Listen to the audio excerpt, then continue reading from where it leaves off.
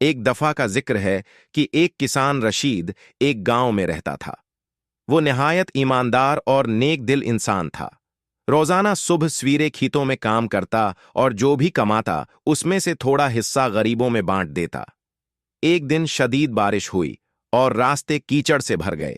रशीद अपने खेत से वापस आ रहा था कि रास्ते में उसे एक बूढ़ा आदमी नजर आया जो कीचड़ में फंस गया था। रशीद ने दौड़े हुए जाकर बूढ़े की मदद की और उसे अपने घर ले गया। बूढ़े ने रशीद का शुक्रिया अदा किया और कहा, बेटा, तुम्हारी नेकी रायगा नहीं जाएगी। कुछ दिन बाद रशीद के खेत में ऐसी फसल हुई जैसी पहले कभी ना हुई थी। वो हैरान था कि इस बार फसल इतनी अच्छी कैसे हो गई। तभी उसे वो बूढ़ा याद आया और उसकी बातें ज़हन में गूंजने लगीं। रशीद समझ गया कि नेकी का सला जरूर मिलता है, चाहे देर से ही क्यों ना हो।